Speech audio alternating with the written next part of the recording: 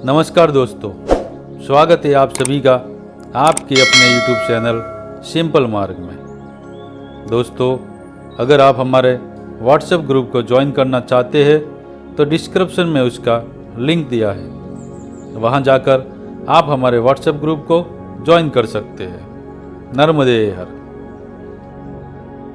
दोस्तों, नर्मदा परिक्रमा की इस यात्रा का आज अपना दिन है 97, मंगलवार 10 अप्रैल 2018। आंचलखेड़ा से तवा नदी, इटारसी, बिलाखेड़ी से डोलरिया। हम प्रातः 4:45 पर जागे। दिन में धूप तेज हो रही है, अतः हमने सुबह कुछ जल्दी उठकर सारे नित्य कार्य करना और समय बचाना आवश्यक है। स्नान पूजा आदि से निवृत्त हो हम सामान समेट आगे बढ़ने को तैयार हुए और मंदिरों के दर्शनों के बाद पुजारी जी से भेंट कर प्रातः 6:30 पर आगे बढ़े। इस गांव से करीब 3-4 किलोमीटर बाद हमें लगभग 1500 मीटर लंबा तवा नदी का ब्रिज मिला। नदी में पानी एक और ही है, बाकी सारा भाग रेती से पटा हुआ है, जिसे रेत चोर पूरे मनोयोग से सुराने में व्यस्त है। मनुष्य की भूख भी कभी खत्म नहीं होगी, शायद ऐसा कुछ श्राप उसने पाया हो। पुल को पार करने के बाद यहाँ से ये हाईवे 2 भागों में विभक्त हो रहा है। एक होशंगाबाद जा रहा है, दूसरा इटारसी। समय के अभाव को ध्यान में रख हमने इटारसी वाले मार्ग पर आगे बढ़ने का सोचा, क्योंकि होशंगाबाद वाले मार्ग में जाने से हमें तकरीबन 25 किलोमीटर अधिक का चक्कर लगाना होगा। साथ ही होशंगाबाद में पुनः शहर की भीड़, ट्रैफिक आदि की झंझट का भी सामना करना पड़ेगा। इन्हीं सब कारणों को ध्यान में रख हम इटारसी को जाते मार्ग पर हो लिए। आज अप्रैल माह का 10वां दिन है। मेरी परीक्षा 5 मई से प्रारंभ है, अर्थात बमुश्किल 25 दिन हाथ में है। हमारा ये मार्ग चुनने की मुख्य वजह यह भी है, हम किसी भी हाल में दिनांक 20 अप्रैल तक ओमकारेश्वर तक पहुंच जाना चाहते हैं। इस मार्ग पर चलते हुए हमने चरने जा रही बहुत सी गायों के झुंड को पार किया। भारतीय नस्ल की गौ माता का समाज जीवन में अपना अलग ही स्थान है। आज धूप काफ़ी तेज है, इसीलिए बहुत से विश्राम लेते हुए हम सुबह 11:30 पर इटारसी बाईपास पर आ गए। यहाँ से हम हमारी बुद्धि के हिसाब से गलत मार्ग पर आगे बढ़े, पर पीने का पानी भरने हेतु हम एक पेट्रोल पंप में आ गए। वहाँ काम करने वाले भैया ने हमें जानकारी दी कि हमें इटारसी शहर को पार करके हरदा जाने वाले मार्ग पर आगे बढ़ना है, क्योंकि हम जिस ओर जा रहे हैं वो लंबा चक्कर है। साथ ही हम पुनः घूमकर उसी हरदा जाते मार्ग पर आ जाएंगे। इसीलिए हमें समझदारी दिखा सीधे उसी मार्ग का अनुसरण करना चाहिए। हम उन्हें नर्मदेहर करके इटारसी शहर की दिशा में आगे बढ़े। यहाँ कुछ कुल्फी बेच रहे भैया से हमने कुल्फी खरीद कर खाई और अपने बचपन के दिनों को एक बार पुनः जीकर मौज की। एक बहुत बड़ा फ्लाईओवर पार करने के बाद हम इटारसी जंक्शन के सामने की सड़क पर आ गए, जो काफ़ी ट्रैफिक से भरी पड़ी थी। आज का ये प्रवास बहुत ही थकाने वाला और कष्टकर लग रहा था। भीड़ भरे रास्तों में से मार्ग निकालते बहुत ही कठिनाई से हम पार हुए और अंतर्गतवा हरदा जाती सड़क पर आ पाए। तेज धूप में चलना बहुत ही बुरा अनुभव रहा, कारण इस नवनिर्मित सड़क के आसपास दोनों ओर 30-30 फीट तक कोई पेड़ पौधा साया देने के लिए नहीं है। नीचे से गर्म डामर की भाप और ऊपर से सूर्य देवता का कोप, ऐसे झुलसते हुए हमने आगे बढ़ना जारी रखा। अत्यधिक थक जाने पर हम एक खुले मैदान में दरी बिछाकर बैठ गए। दूर इटारसी जंक्शन में खाली प्लेटफॉर्म की प्रतीक्षा में रुकती हर ट्रेन को यहाँ से हम देखते रहे। ये ट्रेनें इतनी दूर से खिलौने जैसी लग रही थी। जीवन का क्रम भी इन प्लेटफॉर्म जैसा ही है।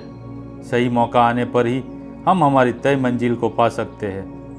तब तक तो हमें भी शांति से मन की स्थिरता बनाए रखते हुए आउटडोर पर ही रुके रहना पड़ता है, और जिसने ये मानसिक स्थिरता का संयम खोया उसकी दुर्घटना होना निश्चित है। करीब 30-35 मिनट या रुकने के बाद हम आगे बढ़े। चलते हुए शाम 4:30 पर हम बिलाखेड़ी गांव में आ गए।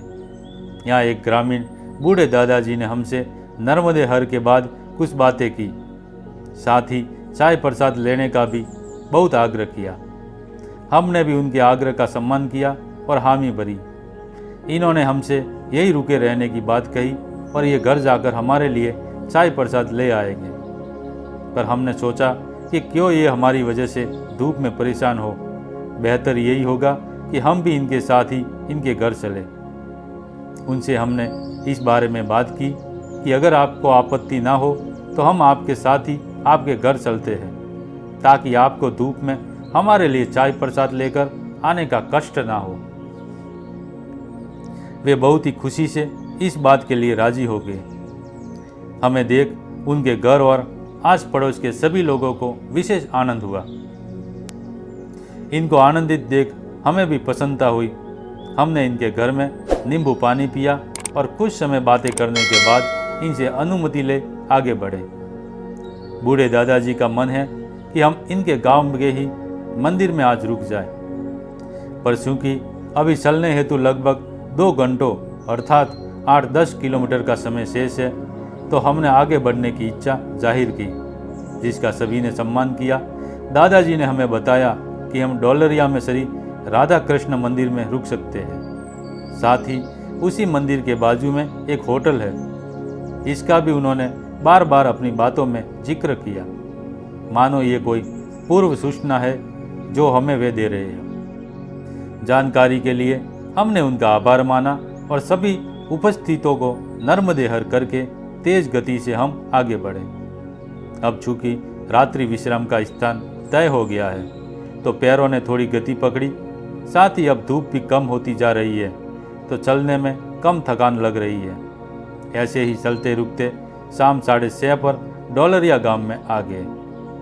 श्री राधा कृष्ण मंदिर पहुंचने के पूर्व मार्ग में हमें 2 अन्य मंदिर भी मिले, पर वहां कोई भी पुजारी या अन्य व्यक्ति नहीं मिले जिनसे पूछ हम वहां रात्रि विश्राम हेतु रुक सकते।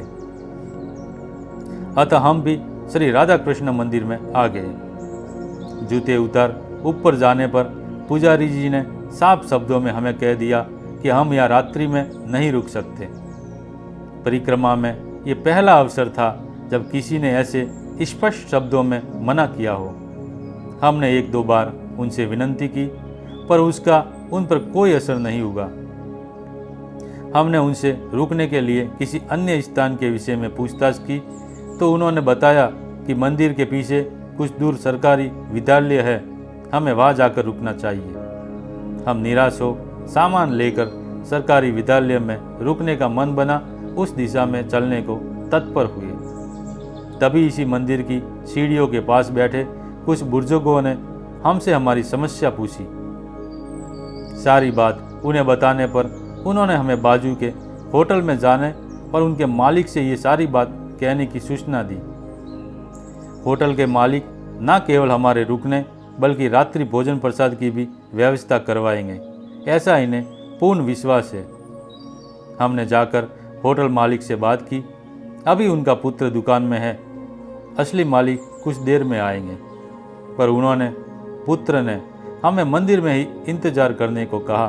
वे 5 मिनट में आकर हमारी व्यवस्था करेंगे, ऐसा आश्वासन उन्होंने दिया। हम पुनः आकर मंदिर में बैठे रहे। अगले 30 मिनटों तक कोई नहीं आया। अब यहाँ रुकना हमें असह्य हो रहा था, क्योंकि हमें संध्याकालीन आरती पूजा करनी थी। हम सामान उठाकर पुनः नीचे आ गए। फिर से उन बुजुर्गों ने हमें होटल जाने की बात कही। हमने उन्हें बताया कि वे 5 मिनटों में आने का बोल रहे थे, पर पिछले 30 मिनटों से नहीं आए, तो हम विद्यालय तक जाकर आते हैं। बुजुर्गों का मत है कि बेटा किसी काम का नहीं है, इसके पिताजी आकर सारी व्यवस्था करवा देंगे। अतः हम निश्चित हो यही रहे, पर हमने विद्यालय तक जाकर देख आना ही उचित समझा। विद्यालय यहाँ से 5 मिनट की पैदल दूरी पर था। हमने देखा वहाँ शराबी नचेड़ी लोगों का अड्डा था। यत्र तत्र दारू की खाली बोतलें बिखरी पड़ी थी। साथ ही सभी और दुर्व्यवस्था का अंबार था। न बिजली थी, ना ही हैंडपंप। अतः हमने भी पुनः मंदिर जाकर इंतजार करना ही उचित समझा। वापसी में हमने बस स्टॉप पर लगे सार्वजनिक प्याऊ के नल से ही पानी ले लेकर हाथ पांव मुंह धोए और हताश हो पुनः मंदिर तक आ गए। अब हम मंदिर ना जाकर होटल में गए। अब वे मालिक आ गए थे। उन्होंने बहुत ही प्रेम से हमारी पूछताछ की और हमारी समस्या जानने के बाद उसके निराकरण का भी आश्वासन दिया। उन्होंने हमें बिठाया, बाल भोग के लिए समोसा और जलेबियाँ दी। दोनों ही पदार्थ अत्यधिक स्वादिष्ट थे। यहाँ हम रात्रि 8 बजे तक बैठे रहे। 8 बजे एक अन्य होटल कर्मचारी ने आकर हमारे रात्रि भोजन प्रसाद के विषय में पूछताछ की। हमने मना किया, पर इनका काफ़ी आग्रह था कि हमें भोजन करना चाहिए। ये हमारी मर्जी का कोई भी पदार्थ बनाकर ला देंगे। पर हमने ना खाने की हमारी बात दोहराई, क्योंकि अभी रात्रि विश्राम की व्यवस्था होना ही हमारे लिए सबसे आवश्यक था। हमारे भोजन ना करने के निर्णय पर उन्होंने हमें एक एक आलू बड़ा और एक एक रसगुल्ला दिया। ये भी आकार में काफ़ी बड़े थे। हमने केवल रसगुल्ले खाए। हमने आलू बड़ा वापस करना चाहा, पर उन्होंने लिए ही नहीं। अतः आलू बड़ा सुबह खाने हेतु हमने रख दिया, क्योंकि अभी हमें बिल्कुल भी भूख नहीं है। इसी दौरान तेजी से बारिश शुरू हो गई, जो अगले करीब 40 मिनटों तक जारी रही। रात्रि करीब 10 बजे तक हम उस होटल की बेंच पर शांत बैठे रहे। मन विविध विचारों में उलझा रहा। क्या ये मैया द्वारा हमें दिया गया दंड है? पर माँ तो इतनी दयालु है कि वे अपराध होने पर भी क्षमा कर देती है। ऐसे में बिना किसी अपराध के मैया हमें ऐसे दंडित क्यों करेंगी? अचानक ही दोपहर को इटारसी स्टेशन के आउटडोर पर रुकती ट्रेनों का स्मरण हो आया। सही अवसर आने के लिए संयम के साथ प्रतीक्षा करने से ही सफलता मिलती है। हम अब शांत हैं। मन में कोई भी उहापोह नहीं थी। माई के भरोसे ही हमने ये परिक्रमा प्रारंभ की थी।